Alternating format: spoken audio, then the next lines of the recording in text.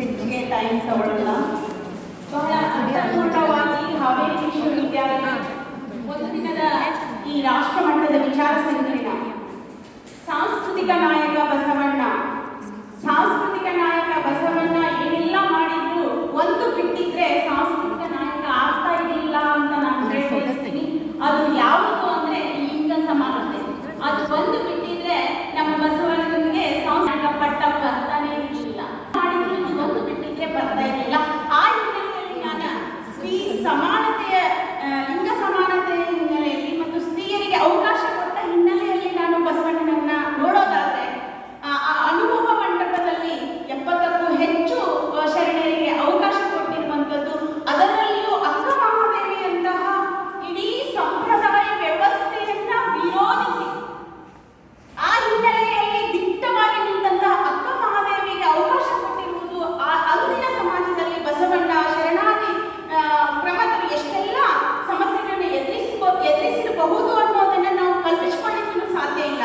ಯಾಕಂದ್ರೆ ಆಗಿನ ಕಾಲಕ್ಕೆ ಹೆಣ್ಣು ಮಕ್ಕಳ ಬಗ್ಗೆ ಇರುವಂತಹ ಒಂದು ಚೌಕಟ್ಟು ಹೊಚ್ಚಲ ಹೊರಗೆ ದಾಟದಂತಹ ಹೆಣ್ಮಗಳು ಒಂದು ವಿಡಂಬನೆಯಾಗಿ ಅಲ್ಲಿ ಅವಳು ಆ ಸಂದರ್ಭ ಬರೋ ಏನಿದೆಯಲ್ಲ ಆ ಹೆಣ್ಣು ಮಗಳ ಒಂದು ಅಂದ್ರೆ ದೇಹದ ಮೋಹವನ್ನು ತೊರೆದು ಆಧ್ಯಾತ್ಮಿಕ ಸಾಧನೆಗೆ ಅವಳು ಬಂದ ರೀತಿಯನ್ನು ನಾವು ನೋಡೋದಾದ್ರೆ ಆ ಅಕ್ಕ ಮಹಾದೇವಿಯ ಹಿನ್ನೆಲೆಯಲ್ಲಿ ನಾನು ನೋಡುವಂಥದ್ದು ದೇವರನ್ನ ಹುಡುಕುತ್ತಾ ಹೊರಟಂತಹ ಅಕ್ಕ ಮಹಾದೇವಿ.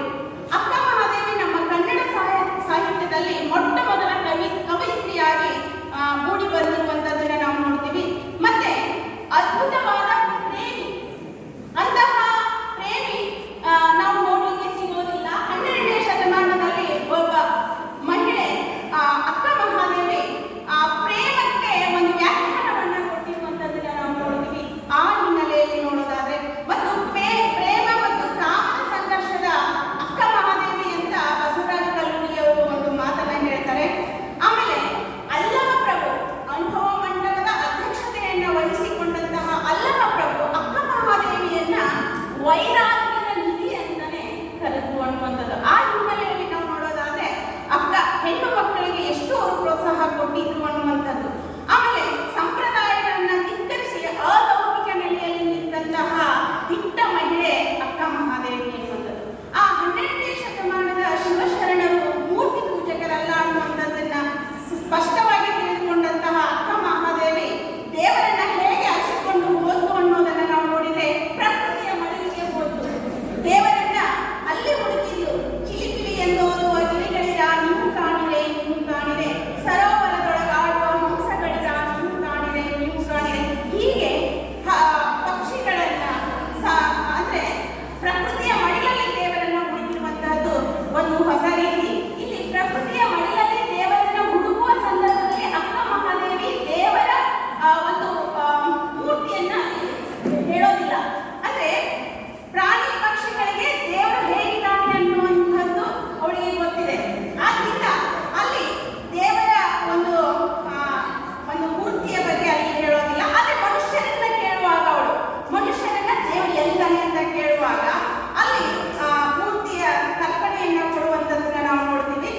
ಅಕ್ಕ ಕೇಳವ್ವ ಅಕ್ಕ ನಾನೊಂದು ಕನಸ ಕಂಡೆ ಆ ವಚನದಲ್ಲಿ ಚನ್ನಮಲ್ಲಿಕಾರ್ಜುನ ವರ್ಣನೆ ಮಾಡುವಂಥದ್ದನ್ನ ನಾವು ನೋಡ್ತೀವಿ. ಅಲ್ಲಿ ಹೊಳೆವ ಕೆಂಜೆಡೆಗಳ ಮೇಲೆ ಎಳೆಗಳು ಮಣಿ ಕರ್ಣ ಕುಂಡಲದವರು ಅಂದ್ರೆ ಮನುಷ್ಯನಿಗೆ ಬೇಕಾಗಿದೆ ಈ ದೇವರು ಹೇಗಿದ್ದಾನೆ ಅಂತ ಹೇಳೋದು. ಅಂದ್ರೆ ಇಲ್ಲಿ ಅಕ್ಕ ಮಹಾದೇವಿ ದೇವರನ್ನ ಹುಡುಕಿಕೊಂಡು ಹೋಗುವಂತಹ ಸಂದರ್ಭದಲ್ಲಿ ಯಾರನ್ನ ಯಾವ ರೀತಿ ಕೇಳಬೇಕು ಅನ್ನುವಂತಹ ಅದನ್ನ ಅವಳು ತಿಳಿದುಕೊಂಡಿದ್ದಾಳೆ ಅನ್ನುವಂಥದ್ದು. ಈ ರೀತಿ ಹೀಗೆ ಅಕ್ಕ ಪರಮಗುರು ಚನ್ನಮಲ್ಲಿಕಾರ್ಜುನನ ನಿಲುವ ಕಂಡು ಅವಳು ಒಂದು ಕನಸಿನಲ್ಲಿ ಚನ್ನಮಲ್ಲಿಕಾರ್ಜುನ ಒಂದು ಸ್ವರೂಪವನ್ನ ಕಾಣ್ತಾಳೆ. ಅವನನ್ನ ಕೈ ಹಿಡಿದು ಹೋಗ್ತಾಳೆ.